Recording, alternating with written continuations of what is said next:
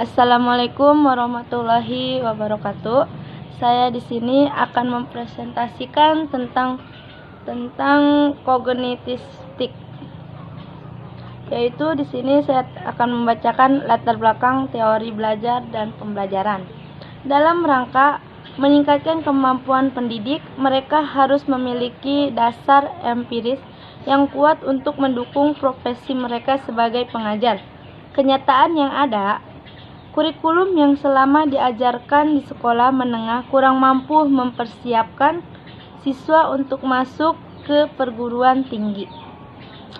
Kemudian, kurangnya pemahaman akan pentingnya relevansi pendidikan untuk mengatasi masalah-masalah sosial dan budaya, serta bagaimana bentuk pengajaran untuk siswa dengan beragama kemampuan intelektual.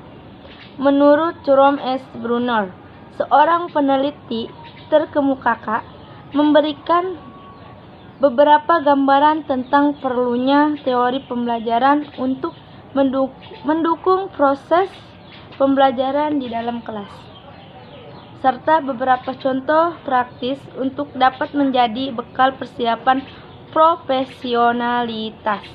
Para guru berdasarkan penelitian Drone and Brother menjelaskan bahwa dari segi psikologis dan dari desain kurikulum pembelajaran sangatlah minim dibahas tentang teori pembelajaran.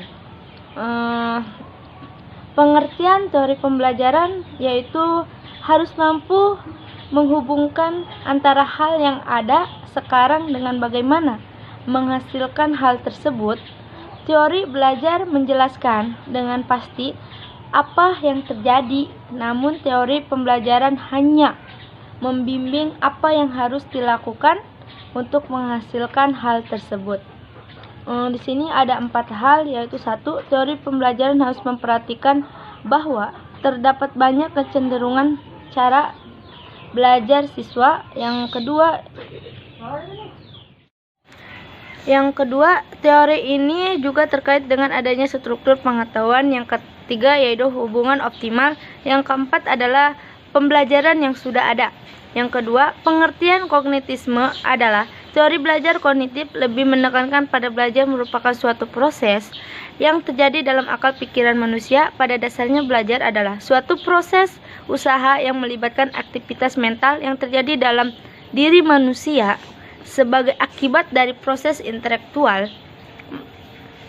ataupun interaksi aktif dengan lingkungannya untuk memperoleh suatu perubahan dalam bentuk pengetahuan, pemahaman, tingkah laku, keterampilan, dan sikap yang bersifat relatif dan berbekas.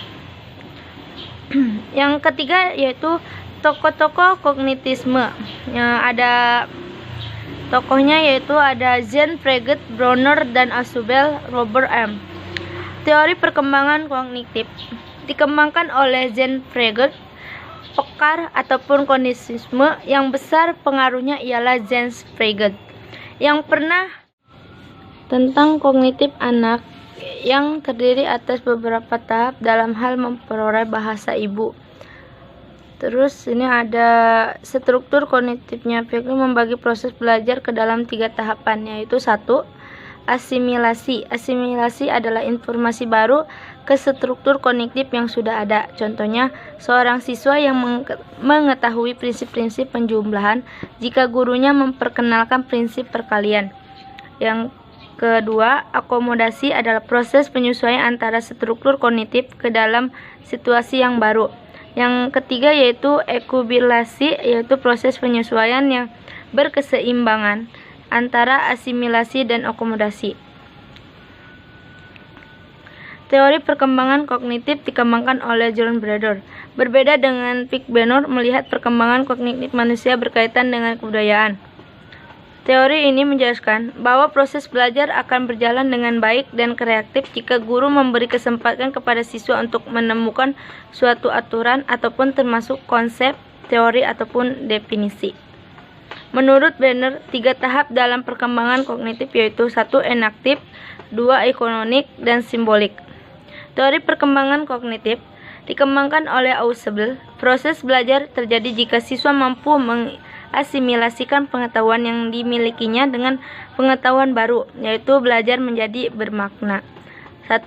Perhatikan stimulus yang diberikan. Teori perkembangan kognitif dikembangkan oleh Robert M. Menurut Gen, belajar dipandang sebagai proses pengolahan informasi dalam otak manusia.